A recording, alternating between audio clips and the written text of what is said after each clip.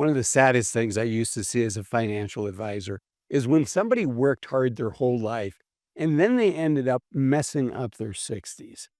I don't want to see that happen to you. I don't want to see it happen to anybody. So, in today's video, I'm going to share with you the top 8 ways that I've seen people mess up their 60s so that you can thrive and enjoy your 60s. And let's see if I can do this in 500 seconds or less. And the first one is when people in their 60s are still striving for that last promotion, that last bonus, that last raise at work, as opposed to starting to optimize on life. At some point, we need to pass the baton to the younger generation and start focusing on, yes, continuing to do good work in our career, but also having balance and enjoying life outside of our work. Okay, the next one is unfortunately not spending enough time on our health. You know, when you get to your 60s, and in fact, there was just recently a Stanford medical study that shows that people's aging, we don't age in a linear fashion. We don't age a year every year, which sounds weird, I know, but the medical science says the way our genes work is we have 2 spurts when we age rapidly as adults, and that's once in our 40s and then again in our early 60s. And having gone through my 40s, I can tell you that's true, and being in my early 60s, I think that that's true as well. So it's really important as we enter our 50s, as we get to our late 50s, to really focus on doing everything that we can to stay healthy, investing the time, investing the money, investing the energy, whether that's in the kitchen with nutrition or in the gym. This is not physical fitness advice. Please check with your doctor. Okay, the next one is, unfortunately, and this is far too common, is people continuing to hold a grudge. And whether that's holding a grudge against a family member or a friend, there's very quickly going to be a time when we're going to miss those loved ones in our lives. And so if you're holding a grudge, really ask yourself, is that serving you?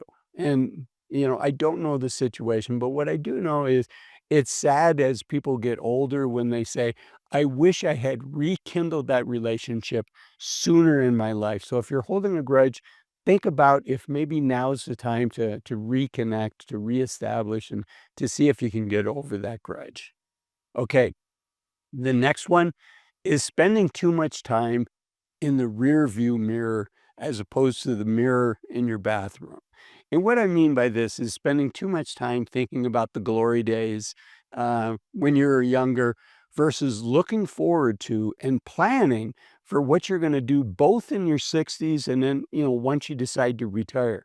And amazingly, over half of all Americans do not use all of our vacation. And so that's what I mean by looking forward, right? Looking forward and saying, how can you use the vacation that you have? What are the adventures in front of you? What are the next passions that you're looking forward to? And, mea culpa, half of these things I'm guilty of myself. I'm not I'm not saying any of this to say I'm perfect because I'm far from perfect. I share this because these are things that I've seen when I was working, had helped my clients. I'm sharing these because these are things that have helped me, and I hope they're helpful for you as well. Okay. The next one is not understanding your finances. You know, in your 50s and your 60s, we really need to have a good handle on our finances. We need to know where we're at, what our goals are, and what it's going to take to get there. And so if you've just been doing the best that you can, right, saving and investing that money, that's great. That's the hard part. Fortunately, the easy part is coming up with a financial plan. It's not simple, but it's not. It doesn't have to be super complicated, but it's super important that you have a plan. Because if you don't have a plan, you may look and say, you know what, I could have retired 3 or 4 years earlier. Or you could have said, I did not have to save as much money as I did towards the end. And that's one of the things back when I was working this, oftentimes I could tell folks that, still wanted to work another 5, 7, 10 years, but you know what? You have enough money to retire. You don't need to be saving 10, 15, 20%. go ahead and splurge on yourself a little bit now. Go ahead and fly first class on that trip, or, go ahead and take that nice vacation, or go ahead and take the kids, the grandkids on a nice vacation, something like that. Give yourself permission. But the only way to know if you can do that is if you have a plan. And you also don't want to be really far away from your goal. It's one thing to be far away from your goal and have 20 years to get there.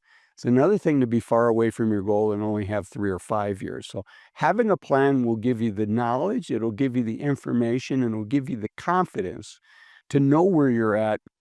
The gold standard is to work with a fiduciary financial advisor. If you're not going to do that, I urge you, don't use Google Sheets, don't use Excel. Too easy to make a mistake.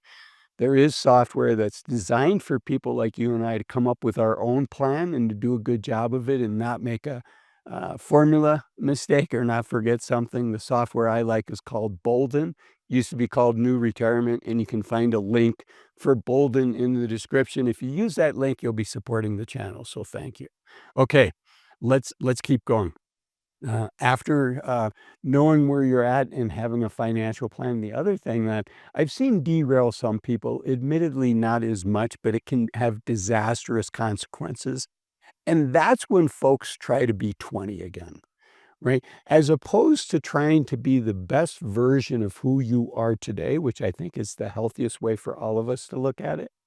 Looking back and, trying to be 20 again and going through that midlife crisis. And I think all of us go through a midlife crisis of some sort at some time in our life.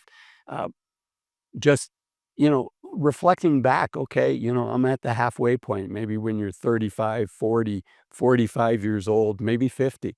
I'm at the halfway point. What have I done that I'm proud of? What have I done that I wish I'd spent less time, less money on?